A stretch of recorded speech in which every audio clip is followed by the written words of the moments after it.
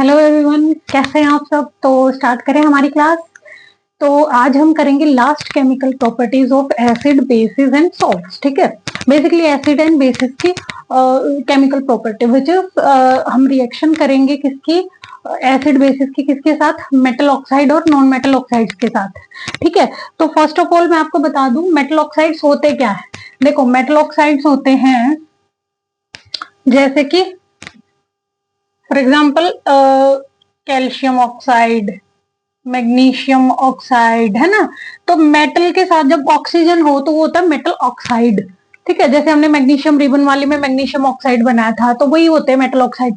और जब वो किसी एसिड के साथ रिएक्शन करेंगे तो मैं आपको बता दूं मेटल ऑक्साइड जो होते हैं वो नेचर में बेसिक होते हैं। कैसे होते हैं, बस अगर आपने ये याद रख लिया तो आप फिर लिख दोगे कि क्या रिएक्शन होगी और क्या नहीं होगी। ठीक है, अब देखो, क्योंकि हमारे जो मेटल ऑक्साइड्स हैं these are basic in nature, तो वो जब एसिड के साथ रिएक्शन करेगा कोई भी बेस, तो आप बताओ क्या बनता है प्रोडक्ट। हमने की थी रिएक्शन, क्या बन रहा था, सॉल्ट और वाटर।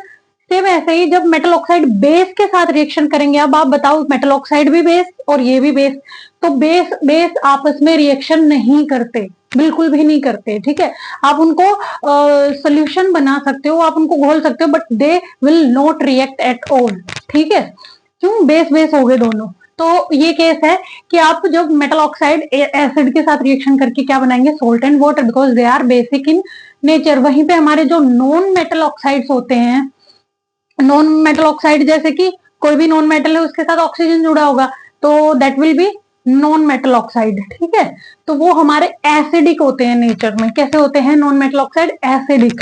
तो नॉन मेटल ऑक्साइड किसी बेस के साथ रिएक्शन करेगा because it is acidic in nature.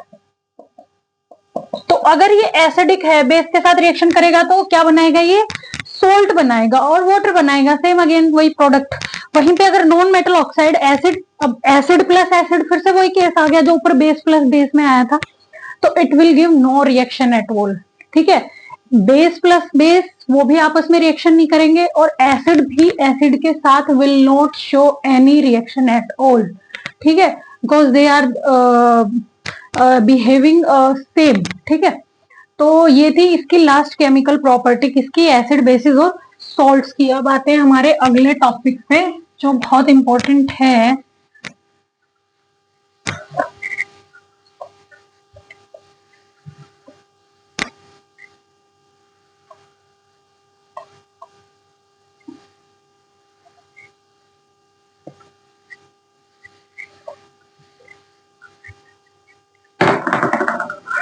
अगली चीज जो है वो है कि कुछ न्यू डेफिनेशन करेंगे हम एसिड्स और बेसिस की। ठीक है, तो एसिड्स क्या होते हैं अकॉर्डिंग टू यू, अगर मैं पूछूं आपसे कि हमने पहले एसिड्स किए थे तो आपने क्या बताई थी डेफिनेशन, कि एसिड्स वो होते हैं जो ब्लू लिटमस को रेड कर देते हैं। अब तक आपने यही डेफिनेशन सीखी है। अब एक नई डेफिनेशन बताई इसमें कि जो एसिड्स होते हैं ना वो क्या करते हैं, वाटर में डिसोल्व होके डिसोसिएट हो जाते हैं किसमें, H प्लस आयंस में। ठीक है, तो एसिड्स वो होते हैं, अगर मैं बात करूं यहाँ पे, which dissociate in water and give H plus ions. ठीक है, तो ये जो H प्लस आयंस होते हैं ना, इसको हम बोलते हैं हाइड्रोजन आयन भी, या आप इसको प्रोटॉन भी बोल सकते हो। ठीक है, या फिर एक और चीज देते हैं H3O प्लस आयंस। वो कैसे, अब हम करेंगे, पहले डेफिनेशन देखो आप। एक एग्जांपल देती हूं मैं आपको, जैसे कि हमारा हाइड्रोक्लोरिक एसिड है, डिसोल्व होके क्या देगा, H plus plus Cl negative. जैसे कि H2SO4 है, क्या देगा, 2H प्लस SO4 2 नेगेटिव। वहीं पे HNO3 है, हमारा नाइट्रिक एसिड है, वो भी क्या देगा, H प्लस NO3 नेगेटिव। देखो अब सबके सब में देखो आप, कि क्या दिखा रहे हैं ये तीनों के तीनों एसिड जब हम इनको वाटर में डिसॉल्व करेंगे, और ये भी मैंने बताया था वाटर एसिड्स या बेसिस अपनी प्रॉपर्टी तभी शो करते हैं जब हम इसको वाटर में डिसॉल्व करते हैं, सोल्यूशन बनाते हैं, ठीक है। तो HCl को जब वाटर में डिसॉल्व करेंगे तो ये क्या देगा, H पॉजिटिव और Cl नेगेटिव में डिसोसिएट हो जाएगा। वहीं पे ये सारे के सारे देखो H2SO4 भी 2H प्लस और सपोर्ट 2 नेगेटिव दे रहा है, NO3 भी H प्लस और NO3 नेगेटिव दे रहा है, कहने का मतलब है H प्लस आयंस दे रहे हैं।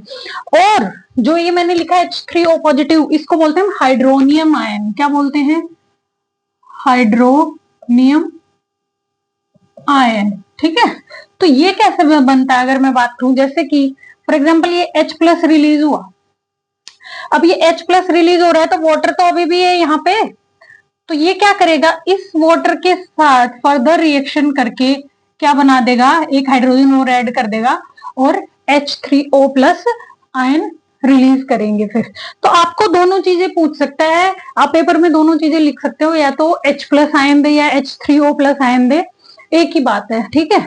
तो this is the definition of acids. जो हम एक स्टेप फर्दर गए हैं, पहले तो हम बोल रहे थे कि ब्लू को रेड में कन्वर्ट कर देता है लिटमस को, लेकिन अब हम बोलेंगे कि जो H प्लस आयंस को रिलीज करता है that will be called as acid, ठीक है। अब वहीं पे नेक्स्ट डेफिनेशन अगर हम करें, किसकी, बेसिस की करेंगे भाई।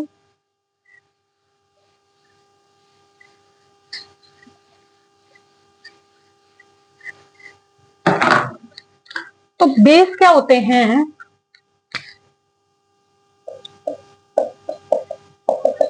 बेस वो होते हैं जो क्या रिलीज करते हैं, OH नेगेटिव आयंस, ठीक है, किसमें, व्हेन डिसोसिएट इन वाटर, ठीक है।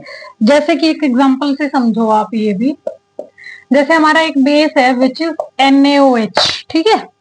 तो NaOH है, ये क्या करेगा जब वाटर में आप इसको डिसोल्व करोगे, Na plus OH negative, calcium hydroxide ले लो, ठीक है, पोटेशियम हाइड्रोक्साइड ले लो, सारे के सारे टूट के क्या बनाएंगे भाई, देखो सबके सबने क्या बनाया है, सोडियम हाइड्रोक्साइड ने Na positive OH negative, potassium hydroxide ने K positive OH negative, and same calcium hydroxide which gives Ca plus और OH नेगेटिव आयन, ठीक है। तो हम क्या बोल सकते हैं, बेसिस वो चीज होती है, वो केमिकल्स होते हैं जो क्या करते हैं, OH नेगेटिव आयंस रिलीज करते हैं जब डिसोसिएट होते हैं वाटर के अंदर, ठीक है। तो that will be called as base. तो अब बात करते हैं, ये तो एक नई डेफिनेशन सीख ली आपने, लेकिन आगे क्वेश्चन भी आएगा कि इस डेफिनेशन पे अगर हम सेटिस्फाइड हैं या नहीं, या और भी इसके अलावा कोई डेफिनेशन है एसिड और बेसिस की, वो भी हम करेंगे। वो करेंगे अब टाइप्स ऑफ एसिड और बेसिस के कॉन्सेप्ट में, वहां समझ में आएगा आपको, ठीक है।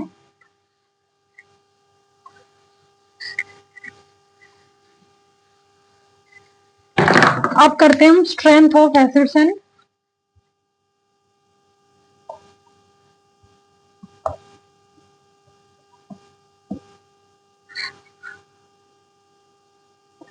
एसिड और बेस कैसे स्ट्रेंथ शो करते हैं। तो पहले तो वही हमारा एसिड है, ठीक है। अब देखो स्ट्रॉन्ग एसिड वो होते हैं, मतलब स्ट्रेंथ के बेसिस पे अगर मैं बात करूं तो दो टाइप के एसिड होते हैं, स्ट्रॉन्ग एसिड और वीक एसिड, और एक होते हैं हमारे mineral acid and organic acid. तो वो मैं इसी में क्लैरिफाई कर दूंगी आपको। तो इससे बेटर है हम दो कॉलम बना लेते हैं, एक होता है स्ट्रॉन्ग एसिड्स और दूसरा है वीक एसिड, ठीक है। अब देखना आप इसमें, अच्छा स्ट्रॉन्ग एसिड वो होते हैं जो क्या करते हैं, आप बताओ आपके अकॉर्डिंग स्ट्रॉन्ग एसिड कौन होगा। पहली बात तो स्ट्रॉन्ग एसिड आप बोलोगे जो क्या कर दे, H प्लस आयंस रिलीज कर दे, या आप ये बोल सकते हो जो ज्यादा H प्लस आयंस रिलीज करता होगा। तो इस चीज का इससे से कोई लेना देना नहीं है, क्योंकि अगर आप बोलो, देखा जाए तो मैंने एक रिएक्शन लिखवाई थी कि सल्फ्यूरिक एसिड क्या है, H2SO4 क्या दे रहा है, 2H प्लस और SO4 2 नेगेटिव, मतलब 2 आयन दे रहा था। और HCl बात करें तो सिंगल H दे रहा था। और ये तो इस बेसिस पे आप नहीं डिफाइन कर सकते कि ये 2 हाइड्रोजन आयन दे रहा है और ये एक दे रहा है तो ये स्ट्रॉन्ग होगा या ये वीक, नहीं। इसमें एक नया कॉन्सेप्ट आता है, वो क्या है अभी बताती हूँ मैं, ठीक है। तो स्ट्रॉन्ग एसिड वो होगा जो क्या करेगा, H प्लस आयंस तो देगा ज्यादा, बट क्या करेगा, रेडिली, इजीली, या हम बोले इजीली जो दे देगा, ठीक। देखो अमीर कौन, या आप क्या मानते हो, दान किसको किया मानोगे आप, जो क्या करेगा, ज्यादा भी देगा और तुरंत देगा, है ना, वॉलंटरली देगा, है ना, तो अपनी मन मर्जी से और फटाफट देगा निकाल के, वो आप क्या मानोगे कि इसने दान किया है, ठीक है। एक लटक लटक के दे रहा है, मन मार के दे रहा है, बेमन के दे रहा है, तो वो दान नहीं होता, ठीक है। तो ऐसा ही कुछ है, आप दानी एसिड किसको बोलोगे कि जो क्या कर रहा है, ज्यादा भी दे रहा है और जल्दी भी दे रहा है, ठीक है। जो क्या कर रहा है, अगर मैं बात करूं तो विच कंप्लीटली टूटेगा, एक तो मर मर के नहीं टूटेगा, completely dissociate and readily give H plus ions, ठीक है। तो बस इतना ही याद रखना है, जो कंप्लीट टूट जाएगा, डिसोसिएट हो जाएगा जब वाटर में आएगा और फटाक से अपने H प्लस आयंस देगा, तो वो होगा एक स्ट्रॉन्ग एसिड। तो जनरली हमारे जो एसिड्स होते हैं, जैसे कि HNO3 है, HCl है, H2SO4 है, ये हमारे क्या होते हैं, स्ट्रॉन्ग एसिड। वहीं पे अगर मैं बात करूं हमारे वीक एसिड, तो वीक एसिड वो होते हैं जो क्या करते हैं, नॉट कंप्लीटली, एक तो कंप्लीटली डिसोसिएट नहीं होंगे वाटर में, और क्या करेंगे, अगर कंप्लीटली डिसोसिएट नहीं होंगे तो रेडिली या जल्दी से अपने H प्लस आयंस भी नहीं देंगे, सीधी सी बात है, ठीक है। तो ये क्या होंगे, वीक एसिड, ये मर मर के टूटेंगे आधे पद्दे बेमन से, और क्या करेंगे, H प्लस आयंस भी ऐसे ही तुनक तुनक के देंगे, नाप नाप के। तो ये होते हैं हमारे वीक एसिड्स। तो ये बेसिकली कौन से होते हैं, अगर मैं एग्जांपल लिखूं तो हमारा जितने भी हमारे ऑर्गेनिक एसिड्स होते हैं, ठीक है। अच्छा, ऑर्गेनिक एसिड्स वो होते हैं जो हमें प्लांट्स या एनिमल्स में मिलते हैं, ठीक है, नेचुरल, जैसे कि ऑक्सैलिक एसिड किस में मिलता है, टमाटो में, सुना है कभी। टार्टेरिक एसिड किस में होता है, इमली में, ठीक है। इमली को देख लेना भाई इंग्लिश में क्या बोलते हैं, मैं हिंदी में लिख रही हूं। और लैक्टिक एसिड हमारा दही में होता है, ठीक है। और बताओ कोई सिट्रिक एसिड है, वो भी किसमें होता है, लेमन या सिट्रस फ्रूट्स बोल सकते हो। और एनिमल का अगर एग्जांपल दूं तो एक एसिड मिलता है विच इज मेथेनोइक एसिड, ठीक है।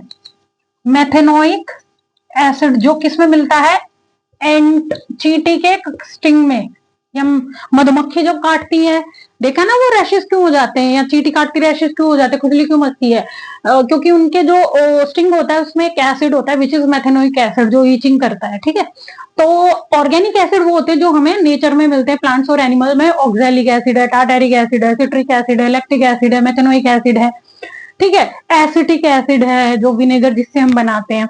तो ये सारे एग्जांपल्स हैं। और ये कौन सी कैटेगरी के एसिड्स हैं, ये वीक एसिड है, ये जल्दी ब्रेक डाउन नहीं करते, डिसोसिएट नहीं करते, और करते भी हैं तो आधे अधूरे से करते हैं और बेमन से करते हैं, ठीक है। तो hence they are called weak acids, ये ऑर्गेनिक एसिड्स होते हैं। वहीं पे हमारे स्ट्रॉन्ग एसिड जो जल्दी दे रहे थे, फटाफट दे रहे थे, और इनको हम दूसरा नाम क्या बोलते हैं इन एसिड्स को, ये हमारे मिनरल एसिड्स होते हैं भाई, ठीक है। मिनरल एसिड्स नाम सुना है कभी, मिनरल, मिनरल एसिड्स वो होते हैं जो हमें नेचर में वैसे नहीं मिलते, हमें जो मिनरल्स की फॉर्म में मिलते हैं, और मिनरल से हम इनको सिंथेसाइज करते हैं, एक्सट्रैक्ट करते हैं। फॉर एग्जाम्पल अगर मैं बात करूं, HCl है, HCl जैसे हमारे पास NaCl है, NaCl हमारा क्या है, एक मिनरल है, क्या है, मिनरल।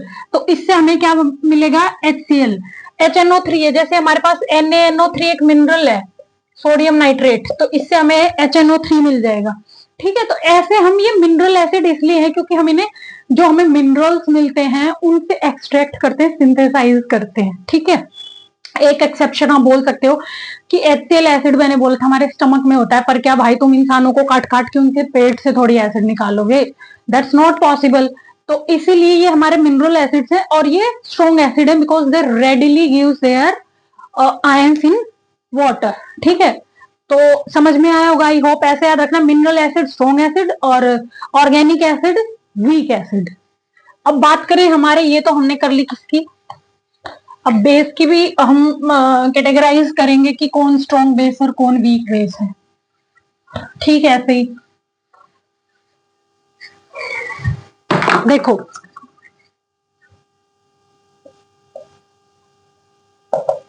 स्ट्रॉन्ग बेस और यहां पे अगर मैं शॉर्ट में लिखूं वीक बेस, कौन होगा आप बताओ। स्ट्रॉन्ग बेस वो होगा जो क्या करेगा, रेडिली क्या दे देगा अपने OH नेगेटिव आयंस। ठीक है, जब डिसोसिएट होगा और कंप्लीटली डिसोसिएट होगा, ये भी याद रखना, वहीं पे ये नहीं देंगे। सेम वही चीज है, डज नॉट रेडिली डिसोसिएट। ठीक है,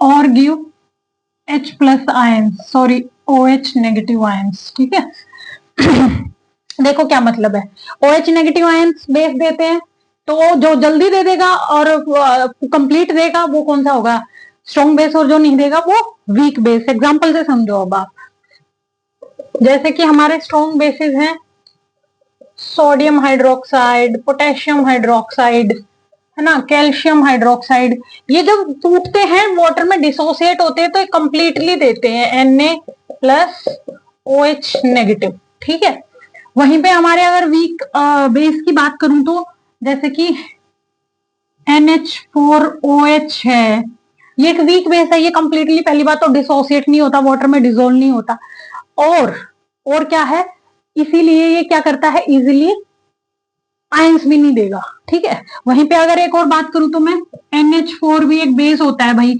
अब NH4 का एक इंटरेस्टिंग सा केस है, देखो NH4 एक क्या है, बेस है।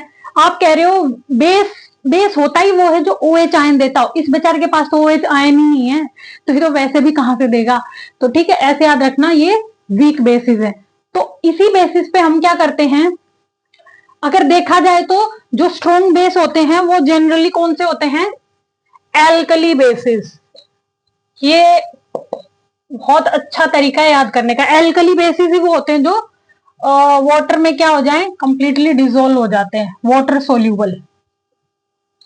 ठीक है, और ये बेसिस जो नॉर्मली क्या होते हैं, इनसोल्यूबल इन वाटर। ना बजेगा बांस ना रहेगी बांसुरी, वो वाली चीज है। हम टूटेंगे ही नहीं, हम पानी में सोल्यूबल ही नहीं होंगे, घुलेंगे ही नहीं, तो हम आयंस ही नहीं देंगे, इसलिए वी आर वीक एसिड्स। और ये क्या कह रहे हैं, एल्कली बेसिस वो होता है, मैंने पिछली क्लास में बताया था, जो वाटर में सोल्यूबल होते हैं। तो वाटर सोल्यूबल बेसिस आर, देखो एसिड्स तो सारे के सारे डिजोल्व होते हैं वाटर में, ये मैंने बताया था, लेकिन बेस क्या होते हैं, कुछ होते हैं और कुछ नहीं होते, और जो होते हैं वो एल्कली बेसिस बोले जाते हैं, और वो जनरली स्ट्रॉन्ग बेसिस होते हैं, क्योंकि एसिड और बेसिस की एक प्रॉपर्टी है, वो जब तक पानी के अंदर नहीं जाएंगे अपना बिहेवियर शो नहीं करेंगे, not at all. So alkali bases are strong bases because they dissolve in water, they completely dissociate and give ions in water। तो इसलिए ये क्या है, स्ट्रॉन्ग बेस है। आई होप आपको ये समझ में आया होगा। अब इसी से रिलेटेड एक टॉपिक आता है अगला, इसी में डाइल्यूशन। आपने दो चीजें सुनी होंगी कभी, डाइल्यूट या कंसंट्रेटेड।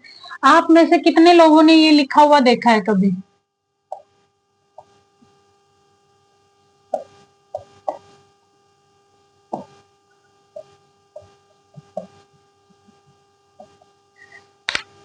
देखा है कभी, या फिर ये लिखा हुआ देखा है।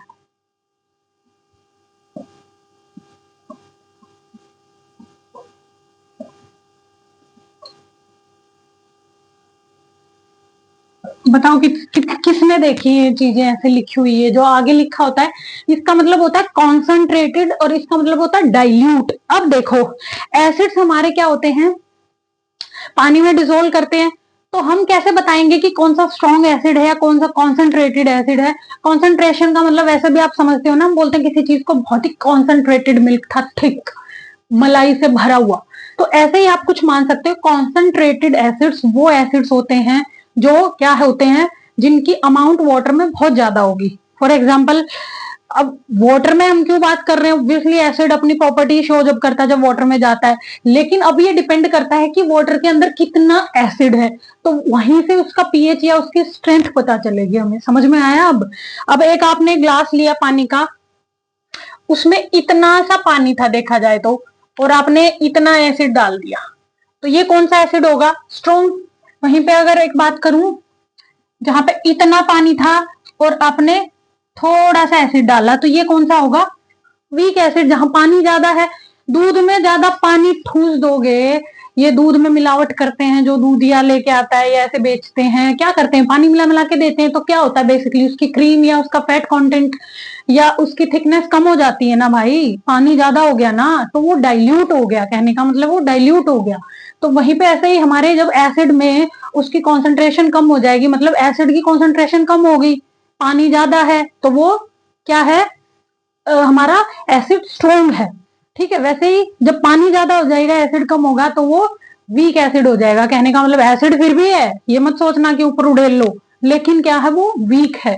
ठीक है, दूध तो वो फिर भी होता है, चाहे कितना भी पानी मिला लो, सफेद दूध तो रहता ही है थोड़ा बहुत तो।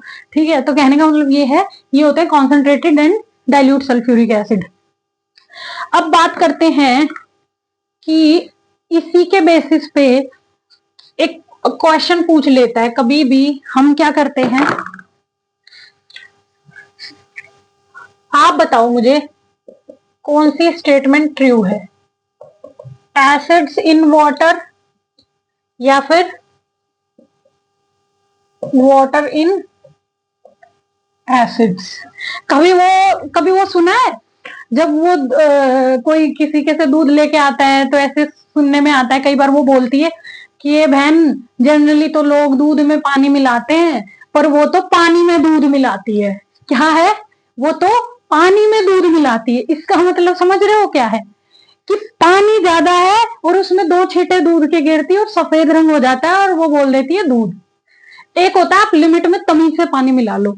फॉर एग्जाम्पल आपने दूध था आपके पास अच्छा खासा, उसमें 2 गिलास 3 गिलास डाल दिया, इट्स ओके, लेकिन एक हद तब मचती है जब आप पानी में दूध डाल देते हो, मतलब समझ रहे हो पानी ज्यादा है उसमें। तो कहने का मतलब ये है, फन पार्ट अगर मैं बात करूं तो, आप एसिड्स इन वाटर डालोगे या वाटर इन एसिड्स? आप बताओ। अब एसिड एक खतरनाक चीज होती है, ये आपको अच्छे से पता है, ये जला के राख कर दे, इतनी स्ट्रोंग होती है।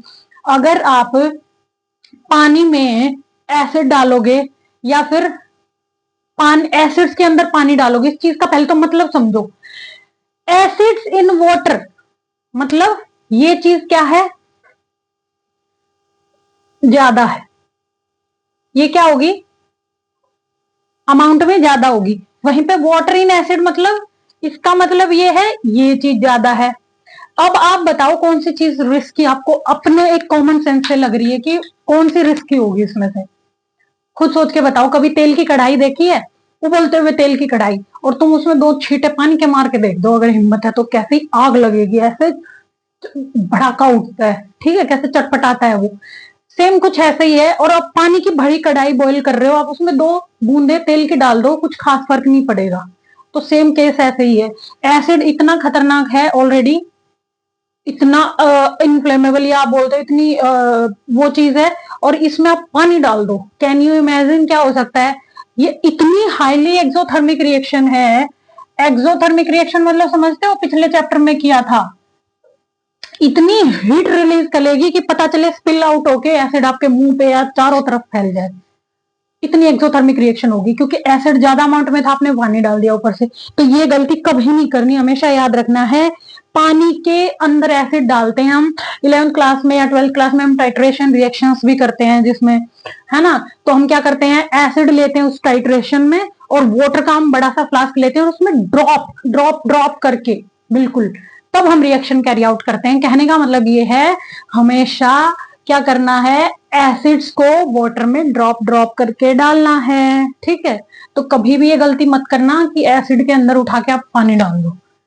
तो that's all about the strength of acids. और एक नई डेफिनेशन सीखी हमने।